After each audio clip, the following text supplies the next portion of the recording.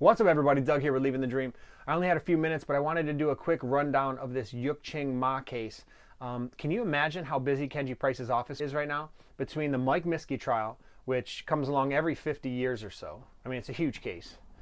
And then this Alexander Yuk Ching Ma case, which I guess we get every 10 years or so. There's been some espionage, even in Hawaii. But right on to Kenji Price for doing what he's doing.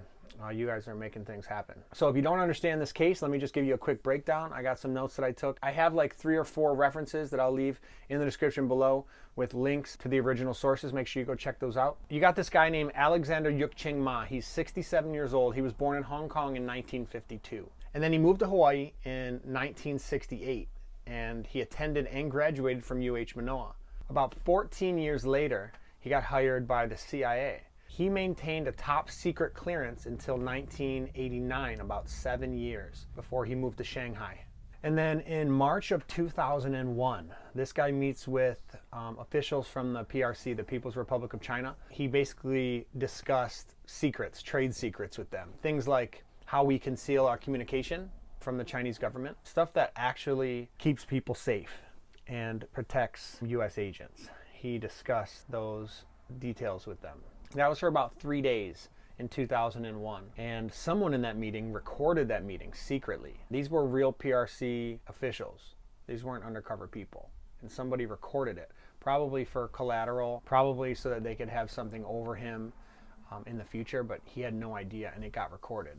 Well, at some point that video was leaked, and you can actually see in the video Ma counting out $50,000 that he received from PRC officials for past espionage and spying that he had done. So in March of 2001, Ma moved back to Honolulu and attempted to get and pursued a job with the FBI in order to gain more classified information and top secret clearance. And 3 years later, in 2004, the FBI actually did hire Ma as a contract linguist to read and decipher Chinese documents. And that's when, for over 6 years, Ma photocopied, photographed, and stole documents from the FBI office and went back and forth to China, delivering these documents and these photos and these photocopies, coming back from China every time with like $20,000, new golf clubs, all these gifts and money.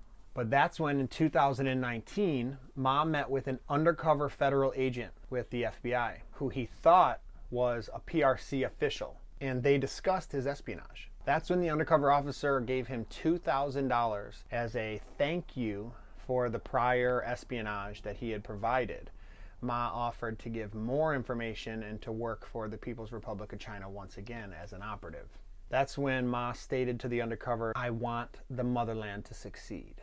Ma also worked with a family member who was a CIA official from 1967 to 1983, and he colluded with this family member to commit espionage and deliver trade secrets to China, and they did it for a long time. This guy did the same things that Ma did, except for he's not being pursued by the FBI because he has an advanced and debilitating cognitive disease. So I don't think that they're pursuing him because of either his impending death or the fact that his health is deteriorating so rapidly that he can't be really a threat to anybody. The guy that he did this with, that family member, he worked until '83 for the CIA, but he resigned after he was accused of helping Chinese nationalists gain entry into the United States. Ma was arrested on August 14th, 2020 for conspiracy to communicate national defense information to aid a foreign government, which is espionage. Ma faces life in prison and even the death penalty should the Attorney General choose to pursue it. Ma was supposed to attend his detention hearing on Thursday, August 20th, 2020, but his attorney motioned to have it postponed because his attempts to meet with Ma weren't successful. He only had like a 10-minute conversation and didn't have enough time to prepare for his detention hearing. So the detention hearing was postponed until this Thursday, August 27th at 9:30 a.m. The reason why this isn't just your run-of-the-mill government slapping somebody on the wrist because they were too loose with information or whatever is because this actually put lives in danger. Most espionage does, and people don't see that. People don't understand that, and they're usually like, why are you, what, because he gave away some papers or he blew the whistle? This is not whistleblowing that we're dealing with here. This is really serious and dangerous stuff that put American lives in danger. not just American lives. You see, from 2010 to 2012, China rounded up all the American agents that we had in our information network in China, killing many of them. It destroyed our network of sources inside the country and was virtually a dead zone for a while. Some people believe that it was former CIA operatives, contractors, and employees who gave up the identities of the American agents in China so that they could be killed. In 2006, Ma and his co-conspirator, that 85-year-old that we were talking about, they both helped identify at least 2 operatives that we had in China. China suspected that there were people who were agents and told him their names, and then Ma and his co-conspirator got photos on at least 2 of them to help identify those people to the Chinese government. It's still unclear whether those 2 were murdered or not. Ma even sent his wife to China to deliver a laptop that contained secret information. Ma delivered materials on missiles and weapons system technologies to the Chinese government. This is important, secret information that puts American lives in danger. And Ma was highly trained because of his top secret clearance and his priority to the American government. They gave him a lot of training. He was trained on tactics and covert movement and travel. He was trained to perform in a covert role for one of the world's preeminent intelligence services. And the government submitted that Ma could easily evade even the most stringent pretrial conditions.